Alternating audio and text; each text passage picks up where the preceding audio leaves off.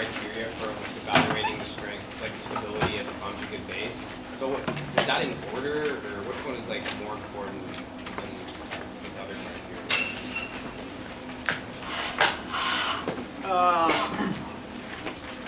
I don't know if you can just put them in strictly order, because you need to look for them all. Sometimes only number 1 will apply, sometimes number 4 will apply. Resonance will be a huge one, okay? We haven't got there yet. With the polarity or the IMFs, we kind of put those in order. Not quite as easy to do that here. Acid-base mechanism, very important. We left off looking at electronegativity. Now we're ready to look at size of the atom.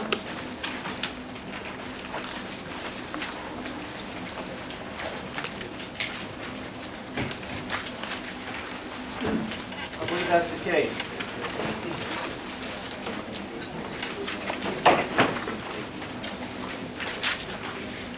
HCl versus HBr, which one's more acidic? HBr is more acidic, okay?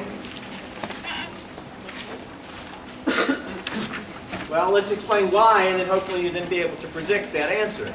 Okay? What do we need to consider? Not the acids, but the conjugate bases. When HCl gives up an H, it becomes Cl minus, that becomes Br minus. We want to look at these and say which one's more stable. Okay, which one's more stable? Cl minus, Br minus? Apparently so. Br more stable. Okay? But the question is, what is that based on? Which one's more electronegative, chlorine or bromine? Chlorine more electronegative, higher on the periodic table.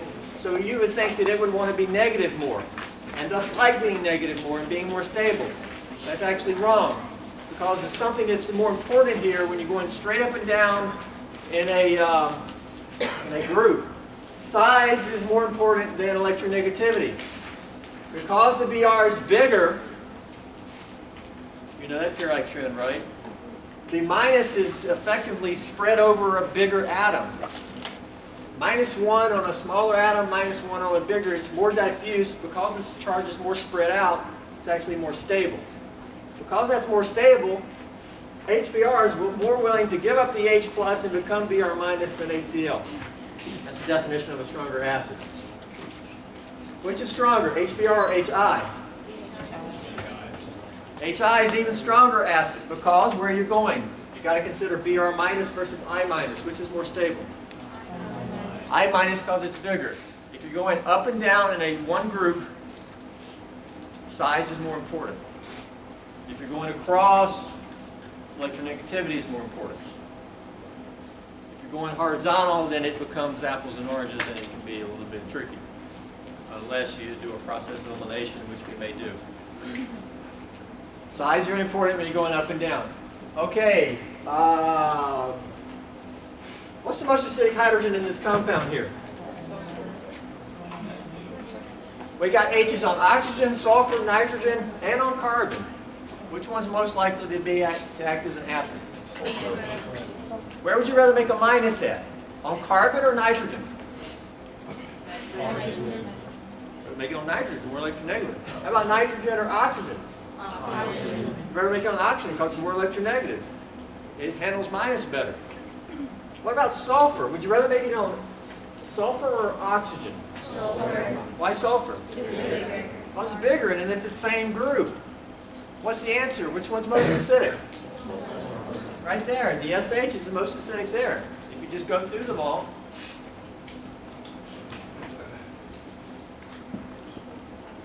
The next acidic would be the OH, then the NH, and then your CHs. CHs are least acidic. Carbon doesn't like being minus that much. We'll see it minus. Okay, so that's electronegativity and size. They're kind of grouped both together as number 1. Could have been 1 and 2. Next we'll move on to inductive effects. Inductive effects this is actually on the green sheet. We should have mentioned it earlier. But anytime you got a dipole, okay, single bond, like chlorine pooling or something, we call that electronegativity or giving a dipole. That's just all inductive effects. Through single bonds. Which is more acidic? This compound or this compound? Well, first off, typically CHs aren't acidic. Okay, the most acidic H here is your OH. But this compound here also has an OH. And what we're saying is which compound is more acidic? We want to focus on the OHs. What do we want to consider? We want to consider the conjugate base. So there are the conjugate bases over there. Now we say which one's more stable. Would you rather have a charge on oxygen or oxygen? Okay, that ain't going to give you the answer because it's the same thing. What's the difference in the two? There's a fluorine out here on the end. What does it do? What does a fluorine like to do inductively? That means dipole. It likes to pull. Okay? You got this minus out here, and at the end of the rope over there, you got this fluorine pulling. Now it pulls on that carbon, making that partial minus, partial plus. But this effect is felt back over here also. It sort of pulls those electrons some, and these electrons some, and these. And if we can pull electrons away from the oxygen, that's going to make it more towards neutral and more stable. Everything likes to be neutral. Now over here, there's no fluorine pull.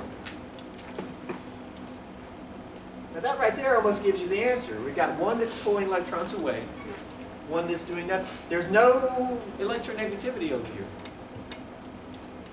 Carbon's no different. CH, we said there's no electronegativity. Actually, though, why am I showing a dipole? It looks like this carbon is donating, pushing electrons.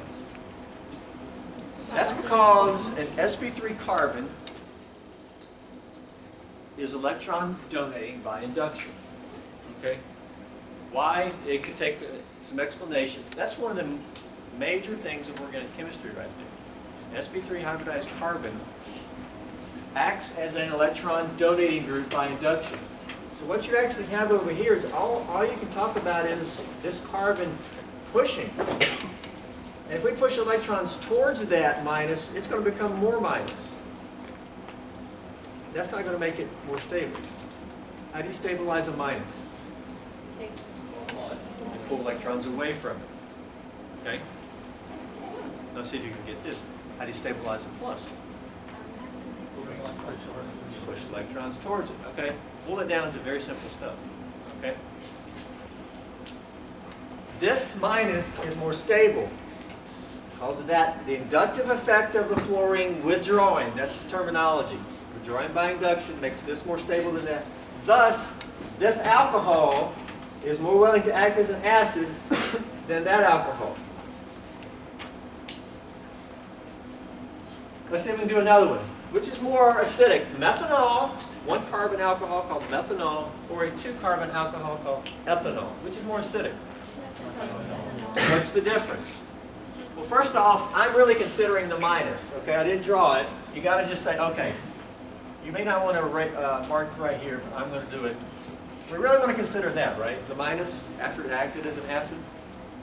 Which is more stable? What's the difference? I see an extra sp3 carbon here on the end. What does an sp3 carbon do inductively? It donates. Right there. Major tenet of organic chemistry. Right there. It donates. Is that donation going to stabilize that or destabilize it? Destabilize it. You don't stabilize a minus by pushing electrons towards it. That one doesn't have the destabilizing effect. This one's going to be more stable. Thus, methanol is more willing to give up the H and become this. Methanol is more acidic. Does that one make sense?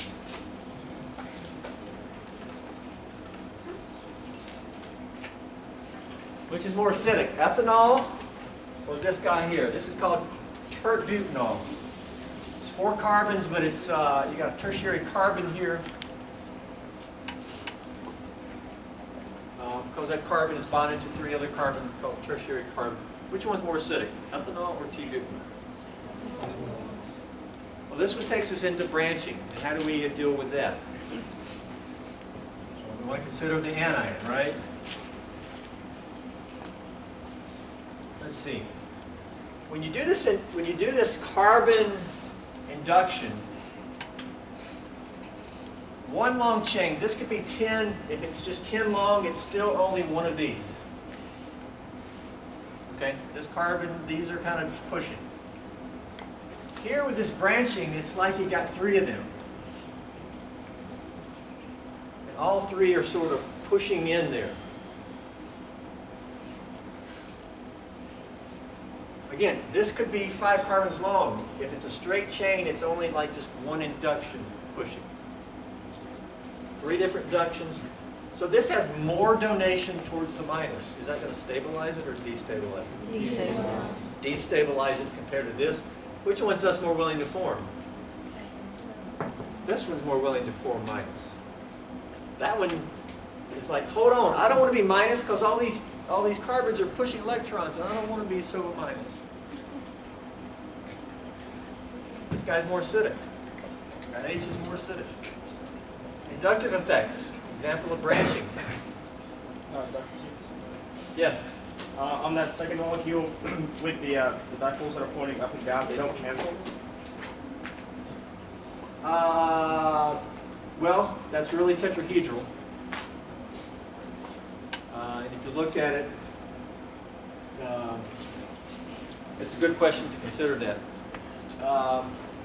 I know the answer is no, but I'd have to consider the specifics of your question. So you have to look at it as if it's tetrahedral, not, you know. But you got to look at it as the true bonding.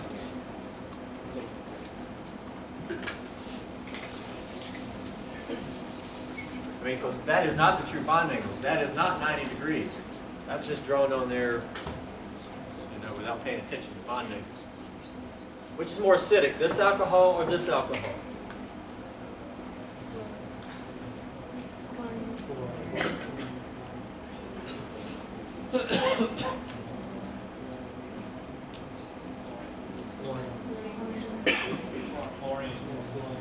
Who votes fluorine? Raise your hand. All right. Who votes chlorine? Looks like fluorine would win. This one, chlorine's more acidic. Right here. More acidic. Why? More electronegativity. Well, we want to consider this. Okay. What is this fluorine out here doing? It's inductively withdrawing. Okay. It's like tug of war, and you got this 400-pound guy on the end who's just pulling pretty massively. Okay. Over here, this team, this guy's not quite as strong and big. Fluorine's more electronegative, right? And so these electrons are going to be pulled more. See, you got to envision this. If we show the electron density through here, that can be perturbed, and it can all just be kind of pulled, and the electron density gets diminished through here, and it gets increased over here. Okay? I'm waiting for the question to come. Here it may come. This is probably a different question, but in Chem 12, we learned that like electronegative atoms pull away electron density from the protic bond, and a weaker protic bond means like it's more likely to donate a proton. Is that like a valid way of thinking here? You lost me with what's the protic bond?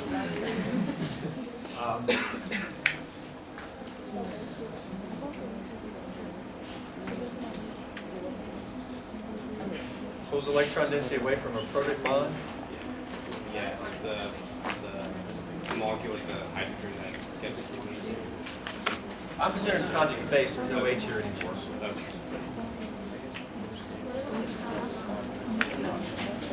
So we just covered the size of the atom. There's the question right here. So we just covered the size of the atom and said that when it's in the same group, the size of the atom is more important than electronegativity, but here you're saying the exact opposite. Okay. Chlorine's bigger. Yeah. The minus is not on the chlorine. Okay. Size only matters when the minus is on that atom, and because of the largeness, the minus is spread over. The minus is not on these atoms. The minus is on oxygen. All's going on here is the electronegativity. That's more electronegative. There's your answer. Okay. Size only matters when the charge is on that atom. Thanks for the question. I always have to clear that up. Which one's more acidic at the very bottom? Back to the question over here. you know, there's a difference between way Gen Chem and P-Chem people, analytical people think versus organic. And I'll plead kind of ignorant. I don't know some of the terminology that you just mentioned. All right. Which one's more acidic, left or right? Left. Why?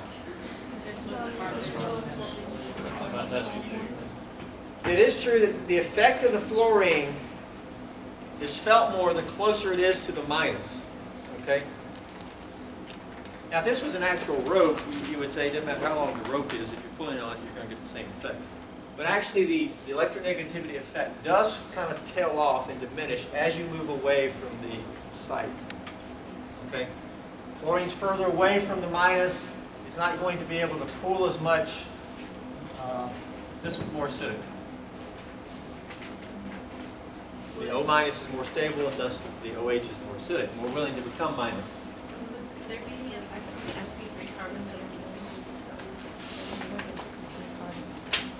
are You could even say because you got extra sp3 carbons and they donate, that gives you the same answer though. The extra in there, yeah. Maybe that's why the effect diminishes, because you start getting in between some donations. I'm not sure what's on the right if we need to go into that there. Just basically another example. I think hopefully it's pretty explanatory there. Okay, so those are some inductive effect examples. Any questions about inductive effects? We'll certainly see this again. General ideas seem okay? How do you stabilize a minus? Okay. We'll do this in organic too. When we do resonance, I'll ask you, how do you stabilize a minus? Electrons away. How do you stabilize a plus? Electrons towards it. Okay. Does a fluorine withdraw or donate? Withdraws. Does an sp3 carbon withdraw or donate? Okay. All you got to do is just know those basics and then start applying them. But you got to do problems and examples and see the examples.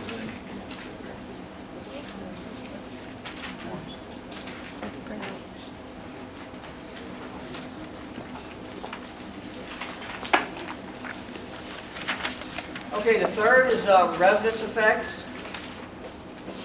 I'll pull that there. Resonance. We mentioned that before, yeah. P orbitals overlapping. Conjugation, same thing. Which is more acidic, ethanol or just, that's an alcohol. What do you call this? So it's called an acid, so that might help you say which is more acidic. Ethanol or carboxylic acid? That's more acidic. It's acidic enough that it's called a carboxylic acid. Why is that H so much more acidic than this one? Resin. Yeah. If this was an H, it becomes minus. Minus. Okay, let's consider the conjugate base. Which is more stable, O minus or O minus?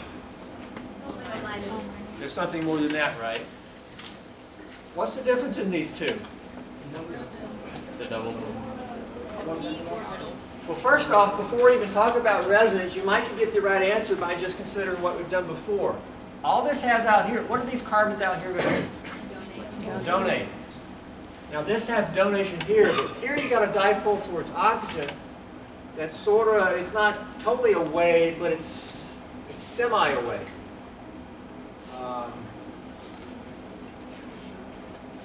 Partially away, half away. And so it's sort of pulling away, and that might give you the right answer of why here. But really the major effect here is resonance. And I want to say something that's really not written here, and I might just stress what I'm about to say.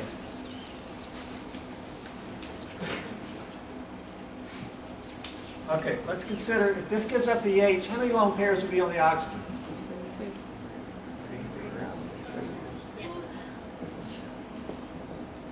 3, right? Minus charge. What's the hybridization of that oxygen?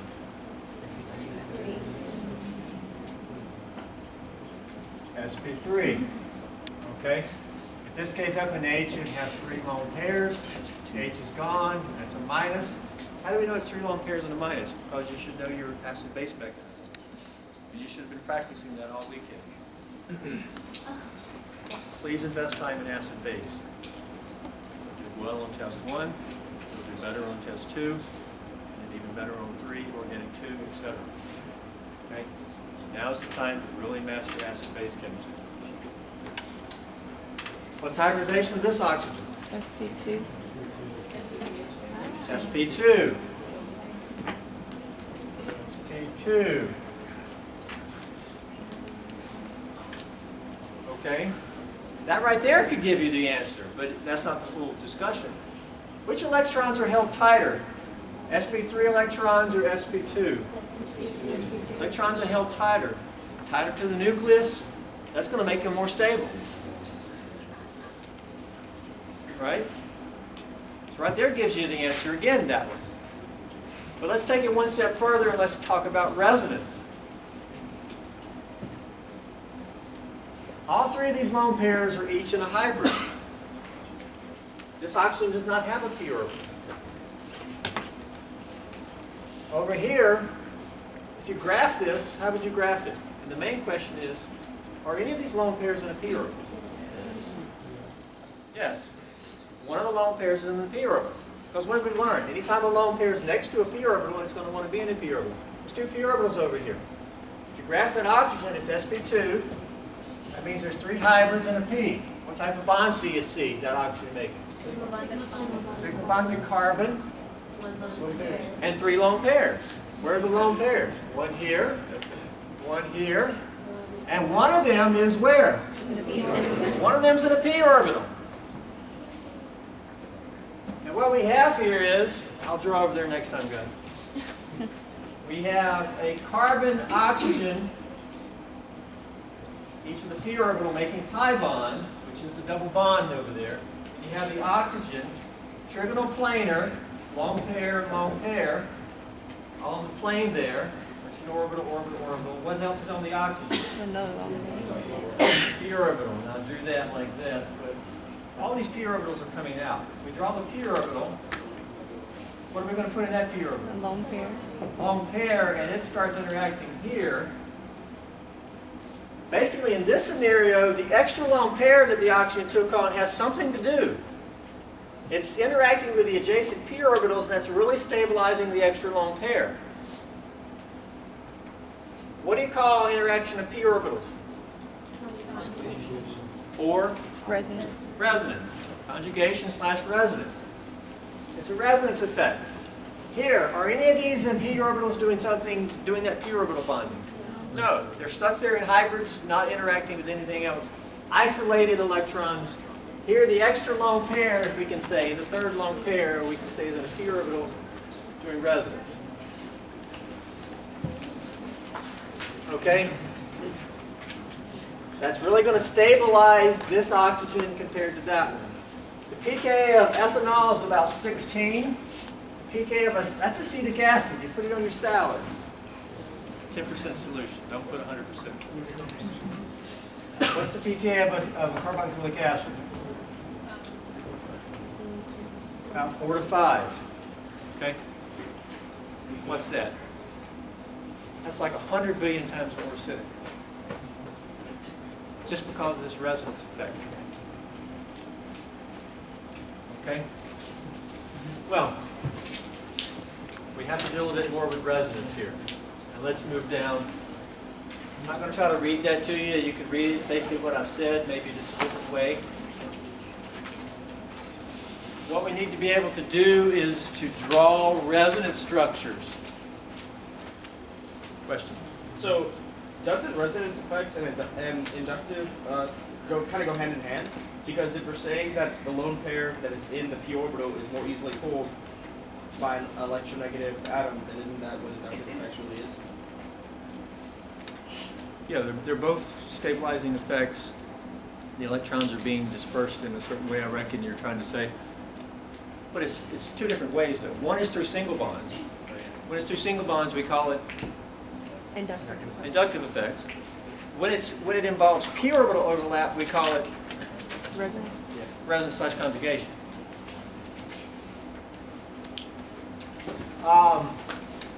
Okay, already said that. Resonance structures. This is sort of the true structure. Okay, if you could look at the compound, you see pi bonding through here. The problem is, if we really drew this, it gets a little cumbersome. What we do as organic chemists instead is we draw sort of localized depictions of that true structure.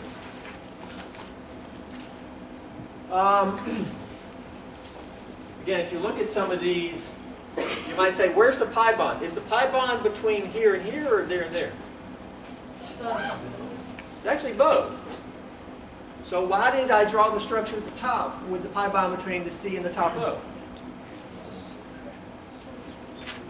Because it's easy to do. And you can't draw it between both, but it actually is between both. Because if you drew it between both, you'd have a carbon with 5 bonds. So what we have here is we have sort of a blended. It's a blend of different structures. This is really the blend. What we do is we draw the individual sort of fake structures. We call them resonance structures. We have to get practice doing this. We'll do it over and over. We'll introduce it here. I'll say one more thing. It's going to be sort of like this. The true structure is pink,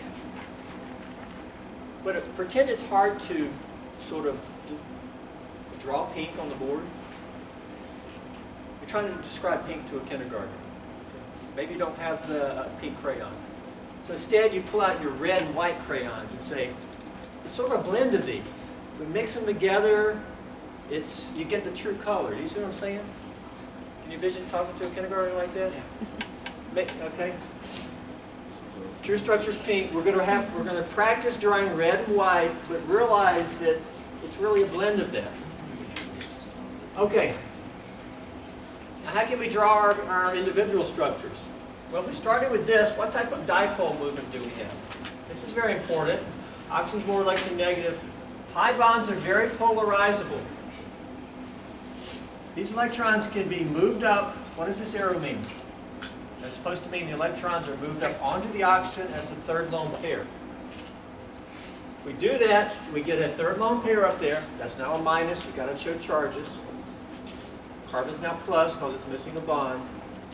And we can get that. That is a Lewis structure. That's actually not as good as this because when you start creating 3 charges, that's not that good. But from here, think about this. If we had drawn this on day 1, how would we have gone from here to there? We would have moved these down because we needed to make the bond. If we move these down, you get that back. But instead, what if you take these and move these in? What do you get?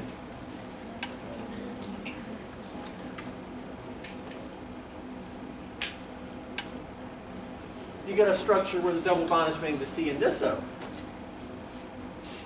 So which do you like better, the one on the right or left? They're both. We call these equal contributors. This is really not that good, too much charge.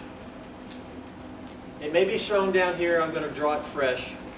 So what we have is, we can say, we have a molecule where between the C and the O, this here, is it single or double? Double. Oh, the last one is single. See, it's really a blend of these. This one shows double bond character. This one shows single bond character. It's sort of like 1.5. BO, what is BO? BO is 1.5. Bond order. Bond order just means number of bonds. What's the bond order between this C and O? Let's don't worry about this one. What's the average of 1 and 2? 1.5.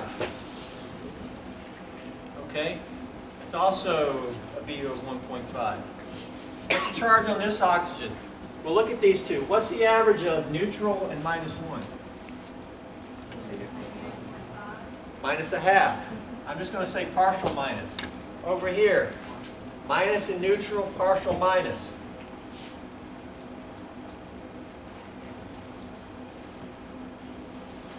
This is more the actual true structure. Problem is that gets cumbersome to draw. And what we do in organic chemistry is we draw sort of isolated, they're really fake. And we talk about a blend, and the blend is called a resonance hybrid. There's p orbital overlap all the way through here. Other consequences is bond length. Which bond is longer, A or B?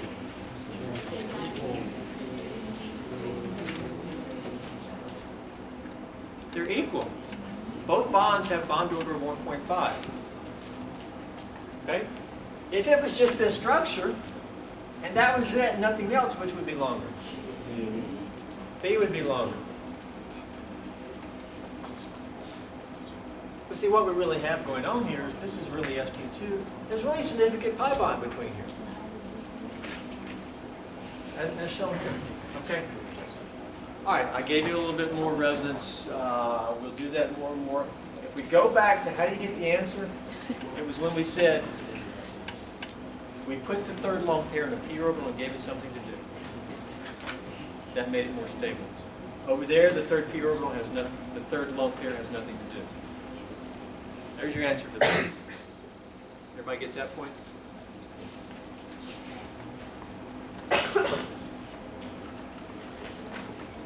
Hey, look there. I had no one.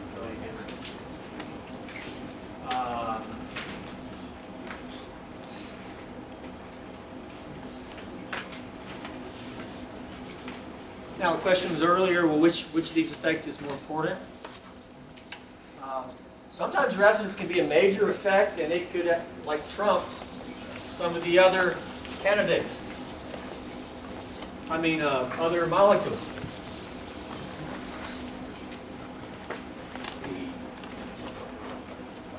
pK of 8 to 10, pK of 16. Based on that, which is more acidic?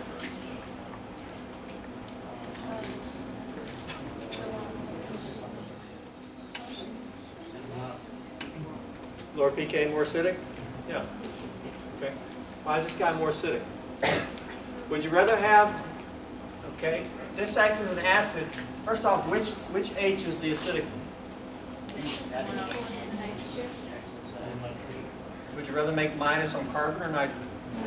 Nitrogen. That's the acidic H. What's the acidic H here? CH or OH? Okay. So hopefully we got that. That's pretty easy. Would you rather have minus on nitrogen or oxygen? Oxygen, if nothing else was going on. What does the pKa's tell you? Which is more stable? That's more stable. Why is this anion more stable than that anion? Resonance. If you just went with electronegativity, you would say that one's more stable and thus more acidic. Because it's oxygen. But what does this nitrogen have? One of the lone pairs is in the p orbital. Okay? Resonance. It's the same discussion up there. One of the lone pairs is in the p orbital. Thus the extra lone pair has something to do not only with a p orbital over here, but also one down here. It's got a lot of resonance. And a lot of resonance makes the original compound much more acidic than the alcohol.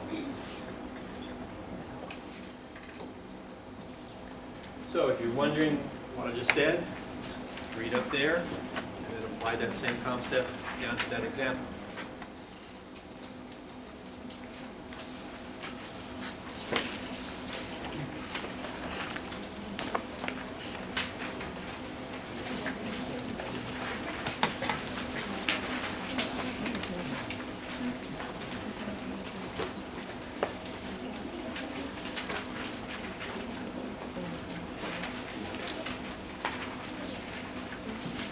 I'm thinking about it. Lab this week, we're doing unknown, right? Everybody watched the video? Okay. And turn in your lab report from the solubility lab when you get to lab.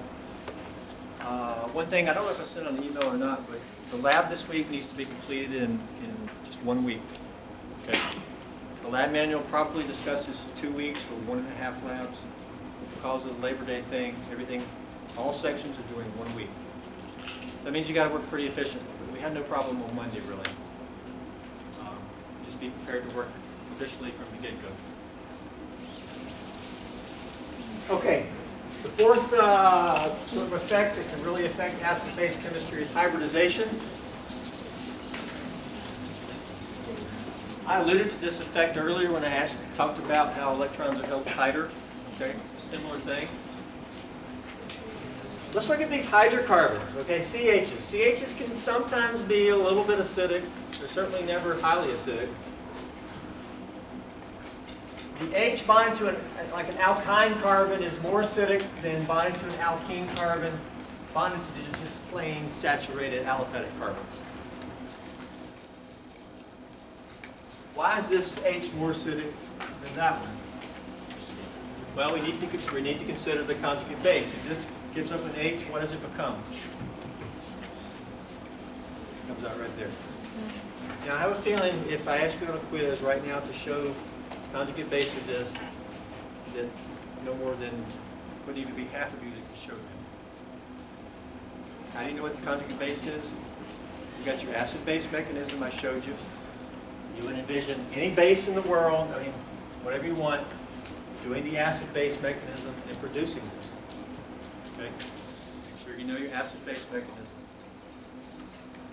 So there you go. Actually, in my example, I'm comparing this one to the one on the end.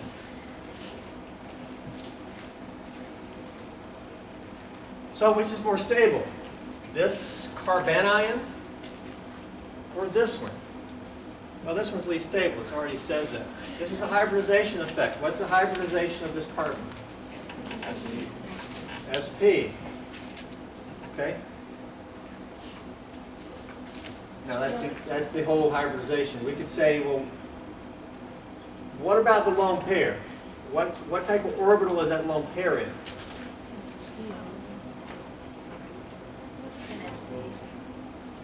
SP. LP and SP. Okay? What type of orbital is this lone pair in? SP3. Okay? Knowing where your lone pairs are going to get you the answer down the road, reactivity, et cetera, et cetera. Which is more stable, a lone pair in an SP or a lone pair in an SP3? SP. That's a more stable orbital. It's 50% S.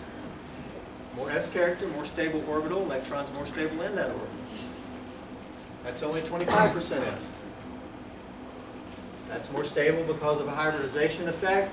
Thus, that's more acidic than that and that, meaning this is more willing to form this. More willing for some base to come take that H and form them. A hybridization effect. That seems pretty straightforward. Question? Is there a correlation between which, like, I forgot what the question was. All right. Comes back, just shout it out.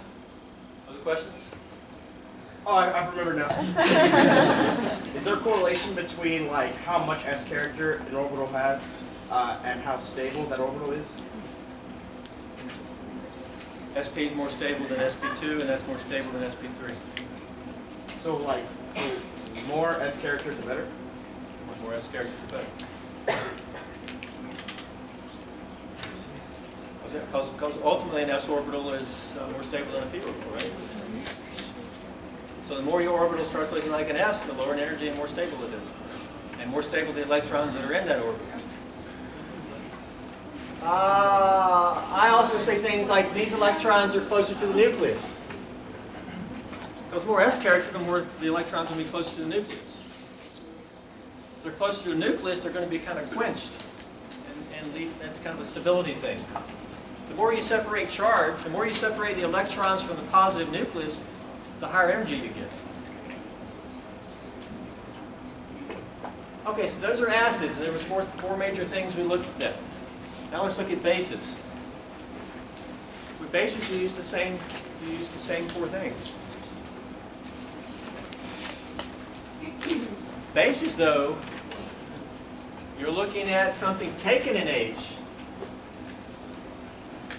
I know Gen Chem you learned that bases accept protons. I don't use accept. For me, I think it'd be better if you say bases take H's. They actively do something. For example, in this acid-base reaction, this carbon with 3 H's in a lone pair, minus charge, that'll act as a base. If you put it in water, what will happen? Your good old acid-base mechanism, these electrons will take the H. These electrons will move on to oxygen. What do you have? The electrons are now bonded to H. Now the electrons are a bonding pair. And the oxygen, what does this arrow mean? WDM. The lone pair gone. Moves on to oxygen as the third lone pair. And lo and behold, an oxygen with 3 lone pairs is a minus charge. There it is, acid-base reaction. So this is a base. You've got to have a plus, so a lot of times methyl lithium is very common. Lithium is very common counter anion.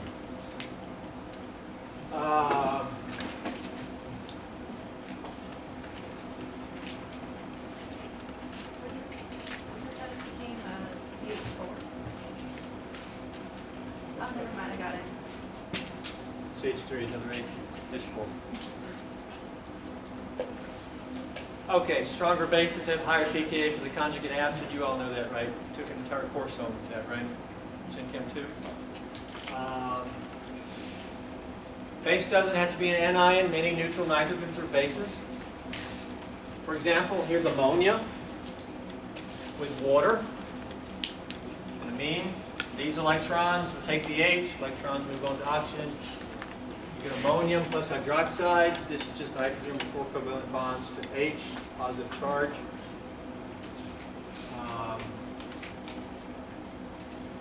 One thing about your nitrogens,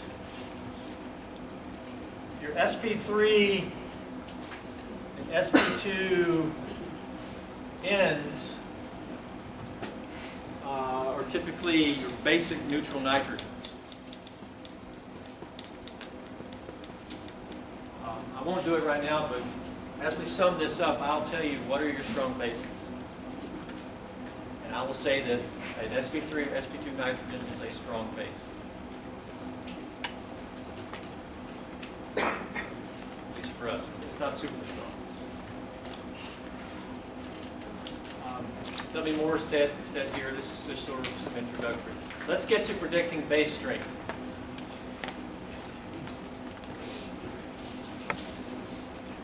Some of the stuff like that is best for you just to look back after you do a little bit more reading. We do a little bit more discussion. It's important introductory stuff. Let's get to the nuts and bolts here. Which is a stronger base, ammonia or methylamine? What's the difference in the two? I see an extra carbon over here. What a carbon, that's a sp3 carbon. What does it do electronically? It donates by induction. Okay? So, this nitrogen has high electron density with that lone pair. But because of this induction, the electron density here is even bigger. Okay? The lone pair electron density is enhanced by the inductive donation of the methyl. So since this is more electron density, is it going to be a stronger base or a weaker base? Stronger base. Because ultimately, what do bases react with?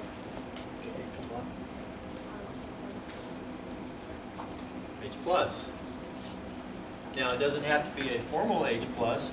It may be an H that's bonded to an oxygen that is partial plus.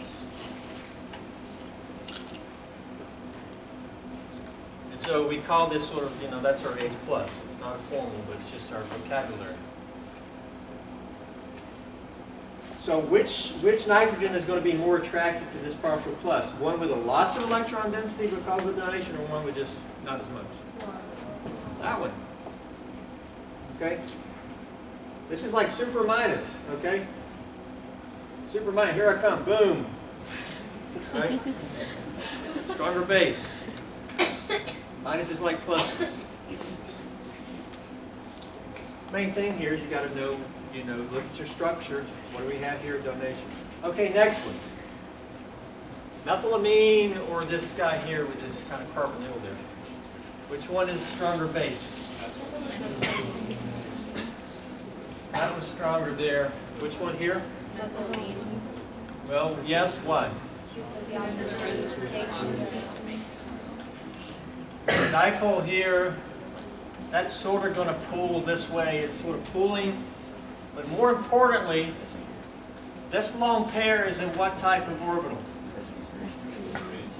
sp3. This lone pair is in a p orbital. Okay? Right? Lone pair is in a p orbital. Why?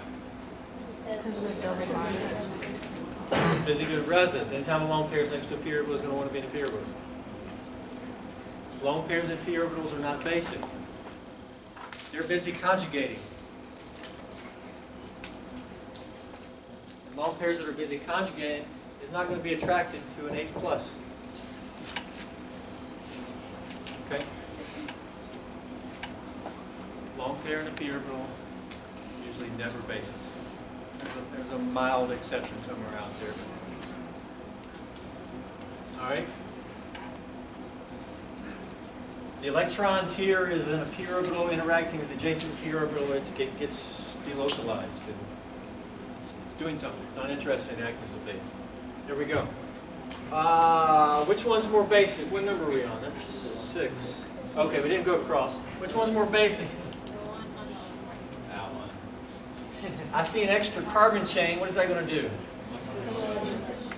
Donate. So which one has more electron density? Left or right? Right, because this is adding electron density. So, since this has more electron density, which one's going to like an H+ better? Yeah, that one's more basic. Which one's more stable? Well, the left is more stable. Because it's more stable, it's not interested in going out and finding an H+. So there's other ways you can describe the answer, get to the answer. That's an inductive effect, right? Which one's more basic, F minus or Cl minus? F minus, more basic, why? No, it's not real electronegativity. Electronegativity, you get chlorine being more basic. Smaller. Which one's more stable? That was more stable. It was larger. Because it's more stable, it's not as eager to go find an H+.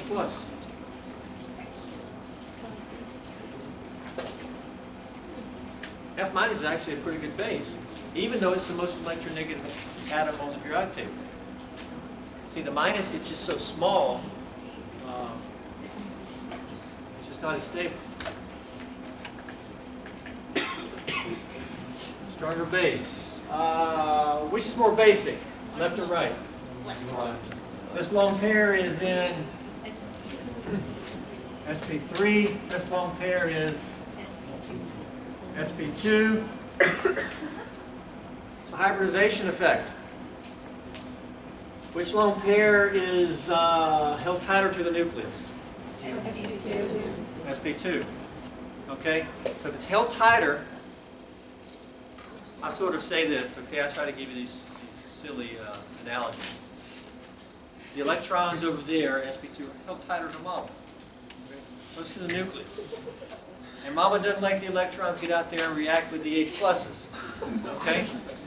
That's a better parent. That nitrogen's a better parent, keeps its electrons held tight. This other nitrogen lets the electrons get out there and get in trouble. Okay? React with protons. It's a hybridization effect. Held tighter, less reactive.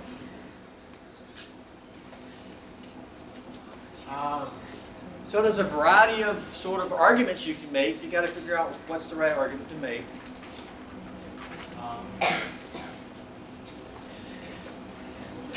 Which is more basic, ammonia or water? You kind of know that from Gen Chem. Ammonia is basic, water is neutral. Why? But why though? Why is ammonia more basic? Less electronegative. Less electronegative. Nitrogen's a worse parent. Nitrogen inherently doesn't hold those electrons tight. They're both sp3 lone pairs. Nitrogen lets them get out there a little bit more. Oxygen holds them tight. Okay. I mentioned the sp3 and sp2 nitrogens. Okay, at some point, I know during test 3 I say this, probably during test 2, so let's say it now. What are your strong bases? Your strong bases are this, anions. Okay?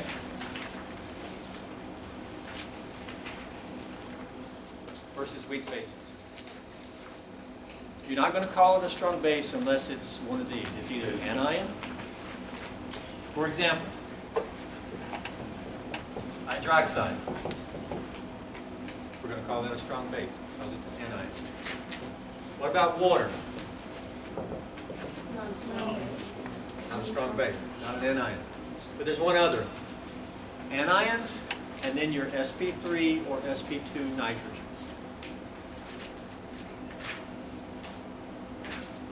Those can be neutral.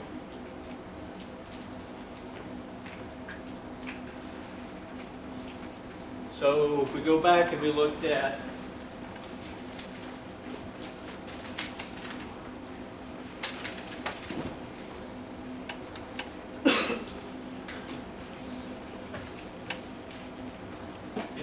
ammonia, there you go, sp3 nitrogen. We'll call that a strong base. That's not a strong base. So this classification, boom, you already know what that is. Neither one of these are, well, they're anions, so we call those strong bases. There are exceptions to this. Okay, there are exceptions we'll discuss. These are anions, those are really not that strong. The one thing on this next page is nature commonly uses neutral nitrogens as bases.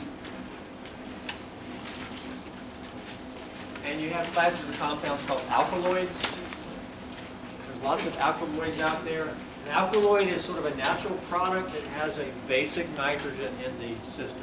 It's also rings usually. Just showing you a variety of these. Some of these are kind of psychedelic, things like that. Some of these are poisonous. Nicotine at the very bottom. Okay, it's an alkaloid. Let's look at this. Which nitrogen is more basic?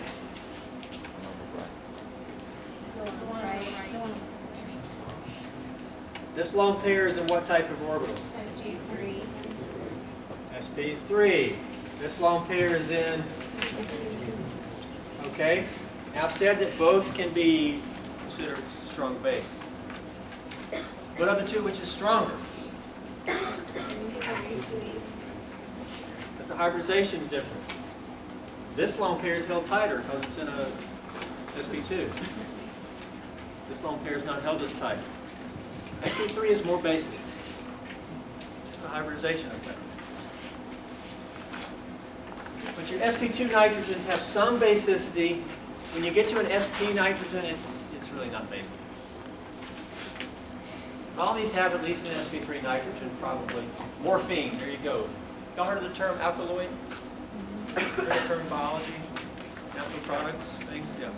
I just wanted to show you a list.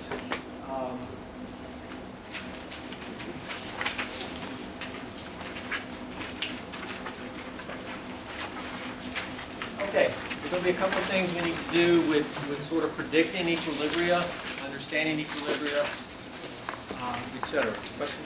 So I was going to ask, so you say that something that's strong base has to be an anion, so you wouldn't say that solid sodium hydroxide is a base at all. It has to be aqueous, so it's dissolved to make the anion hydroxide.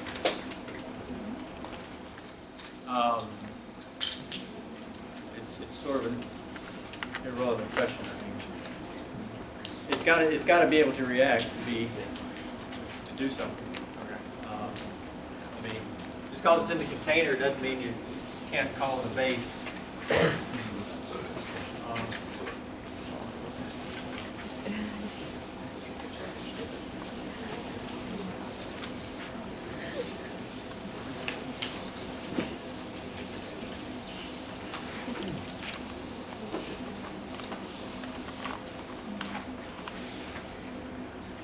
Okay, predicting equilibria, acid-base reaction. Hopefully you know all this from Gen Chem 2, and this should be a review, just a little organic context. Reaction will favor the side with the weakest acid. We go back to what I showed before, this methyl anion with water. We're also going to have to predict what's the acid, what's the base. Okay? What's the acid up here? Water. How do you know water's the acid and not this? Okay. Well, which is a stronger base? The anion, right? So that's a strong base. Yeah, water's the acid. Okay. If I hadn't even showed you that, you should be able to show this using your standard acid-base mechanism. This takes an H, make methane, form hydroxide. To judge the equilibria, you need to know pKa's. The acid over here has a pK of 16. Okay, you need to know 16 water. You should already know that, right? pK of methane is greater than 40. So which side has the weaker acid? This side, 40, weaker acid. Okay, so the equilibria is going to lie to this side by how much? By difference in your pKa units, right? We did this in Gen Chem. Difference of at least what? 24? Okay. So this equilibrium lies this way by at least 10 to 24, which is what? 100 gazillion. So the equilibrium, we can draw the arrow kind of like this, and the other arrow sort of like that. The reaction's pretty much complete. Question? On a test, would you give us pKa of the acid, and would you expect us to figure out? You need to start learning some. Water you need to know. Carboxylic acid you need to know. Others may be given. Hopefully by the end of Organic 2 you know all of those on the lab page. When you get to biochem, you're going to need to quickly know pKa's. Okay. Down here. Well, that's an what do you call this functional group? Yeah. That's your acid. Okay. So here water's going to be a base. So here water's a base. Oxygen takes that H, and when that oxygen takes an H, we now have H0+. plus. You can show a full Lewis structure. Electrons stay over here, we make this. pKa of a carboxylic acid is about 4 to 5. What's the acid on this side? Hydronium, less than 0, okay? Which side's favored? Weaker acid, right? Which is weaker, 5 or 0? 5. Higher pKa, weaker acid, right? How much is that side favored? At least 10 to the 5, depending on what this really is. Okay? All that was covered in Gen Chem, right? Shouldn't be much review.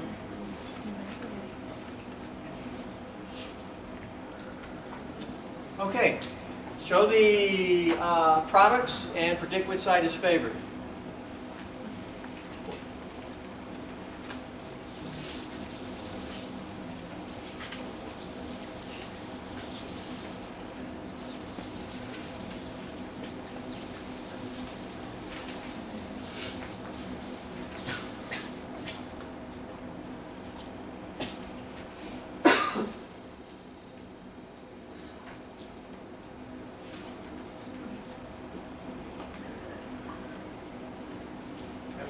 We'll do the others too. If not here, then you should do them on your own on this page. So if you've already done that one real quick, then try the next one.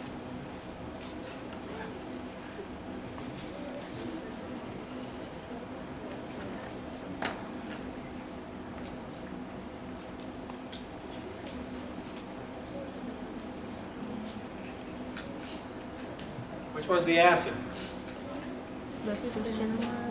Cinamide. There's your base, anion. Okay?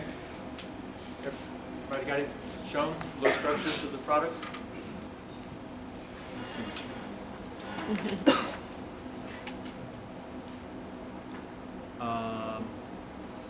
Show all lone pairs, especially with your anion. You're missing oxygen there. for your cinamide. Also, I would recommend drawing out the Lewis structure of just about everything, including your water. But I think pretty much you got it. Yeah. So, what does the base do? It takes the H. Where's the most acidic H in the molecule? On the nitrogen. Okay? What do these two electrons do? By the way, there is one lone pair there already, right? What do these two electrons do? Move on to the nitrogen. There you go. That's the acid-base mechanism that's on the back in the earlier packet. What does all that mean? The OH, I'll draw out. There's the OH. But now one of the lone pairs is what? An H. Bonded to an H. That used to be a lone pair. And what is this? Water. It's neutral. The other thing is nitrogen.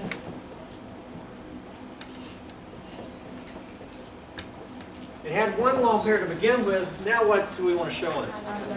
Well, what does that arrow mean? Electrons move on to nitrogen. Now it's got two. Okay. But hold on. This side has a net charge of what? -1. That side has to have a net charge of -1. I don't see a minus charge. Where is it? Yes, because that's not a standard nitrogen. That's not 3 bonds, 1 lone pair. If it's not standard, it's probably going to have a charge. This nitrogen on 2, 4, 6 electrons. So it doesn't have 5. So you got to determine charges. There you go. There's your products for an acid-base reaction. Which side is favored? What's the acid on this side? Water. Water. How do you know that's the acid on this side? Basically, where's the H now? The H is on this molecule over here, so that's the acid over there. Over here, where's the H? On the water. It's now here, so now that's the acid over here. And it's 16, which is favored, 8 or 16? 16. So this side is favored by how much?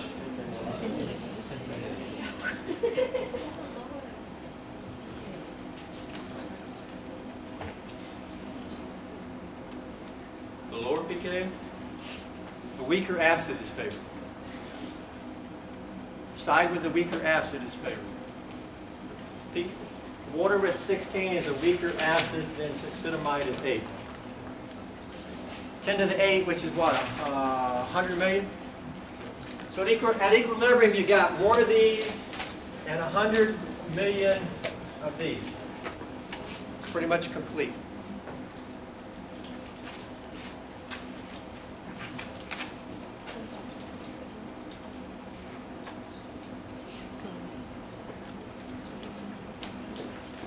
Well, let's do the next one.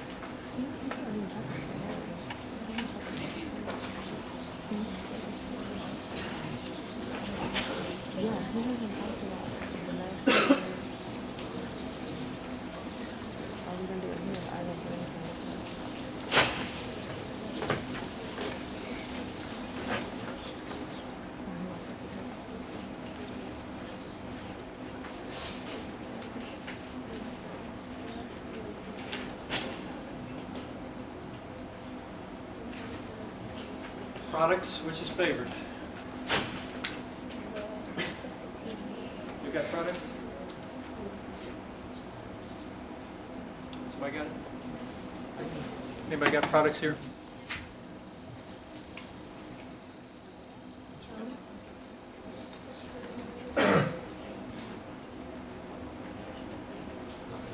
Circle your charges. I'd recommend you circle all charges. That's the way I'll do it. Also, this side has what net charge? Everything's neutral. That means the other side's got to be all neutral. So you're missing a charge because you have something that's minus, but there's no plus to make it net neutral. Got to have charge balance.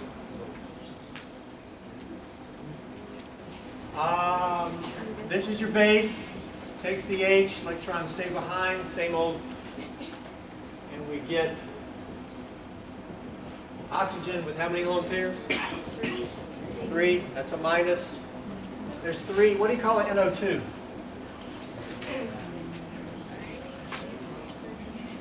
Nitro group. Not nitrite, that's an anion. Nitro group, We'll see nitro groups in organic 2. There, what do we get? We get a nitrogen with 3 ethyls. Those are ethyl groups. The lone pair is now what? Bonded to an H, because that's what this arrow means. But that's not a standard nitrogen, so I would look for charge. What's the charge of that nitrogen? Positive.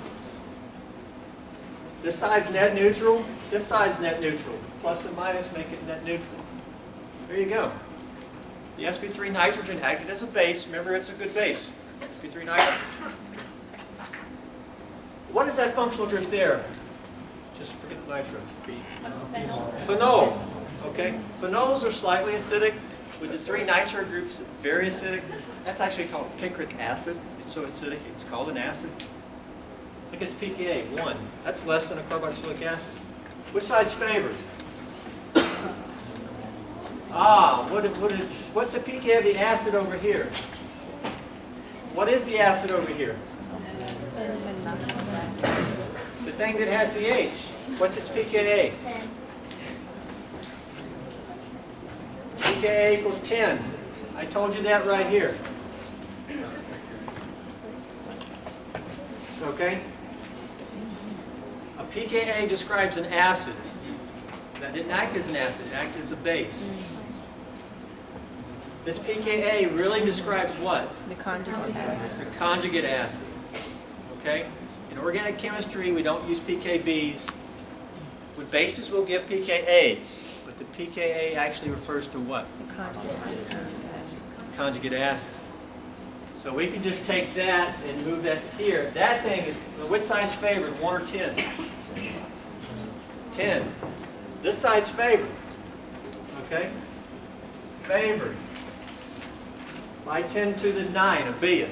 Okay? At equilibrium, you got a billion of those and only one of these left.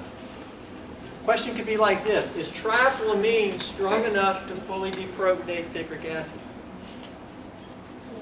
Yeah. It's going to do it. Favored by a billion to 1.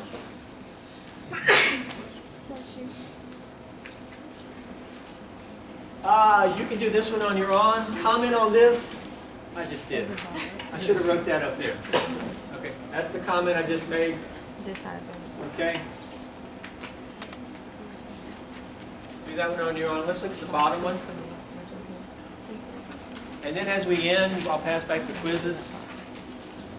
But please look ahead for the acid base. There's other stuff in here. There's warm-up questions. And on Thursday, we really need to see what type of questions there are as we pull it all together. Amino acids. This is an alpha amino acid. Here's your acid. That's called the alpha carbon, the first carbon. On the first carbon, there's an amine. So it's called an amino acid. Carboxylic acid, 4 to 5. sp3 amines typically pK of about 10. But that's the conjugate acid. How is this compound going to exist at equilibrium? Predominantly.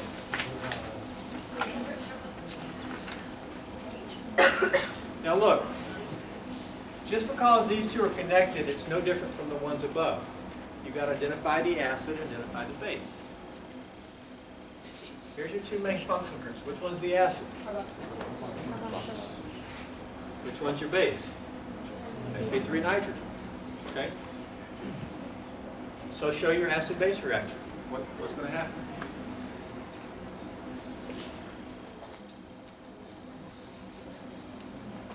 It'll be intramolecular kind of, but so what's the result? It doesn't matter that they're connected.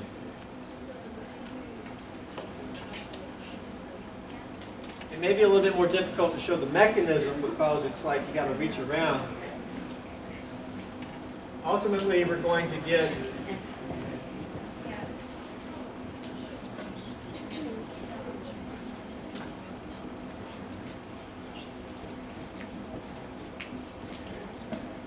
here's your nitrogen.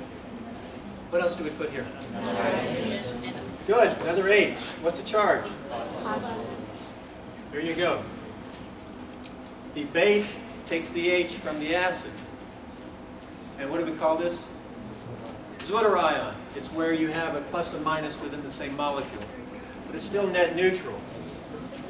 So which side is favored? How do amino acids predominantly exist at a sort of neutral pH? Which side's favored? What's the acid on this side? 5. What's the acid over here? 10. Which side's favored? 5 or 10? 10. This side's favored. It's the same as we did above. Amino acids predominantly exist as Zwitter ions in the neutral state. As we move forward, we'll see how that varies with pH. That's probably on the flip side. Before we end, though, with the remaining 90 seconds, let me sort of set you up for what we have.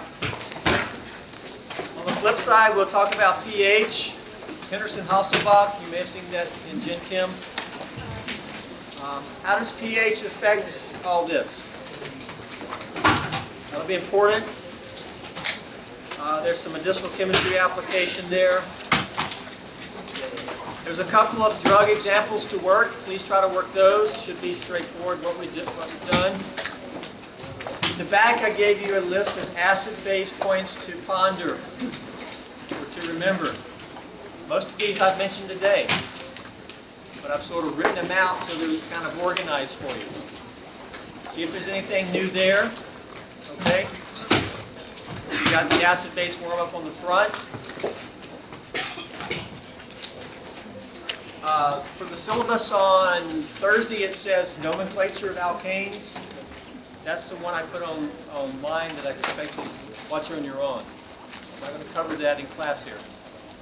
We'll be moving on to the alkane handout otherwise. Okay, I heard some good stuff today, guys. Keep it coming. If you haven't had your quiz, stay and I'll call your name out here. Let me just say,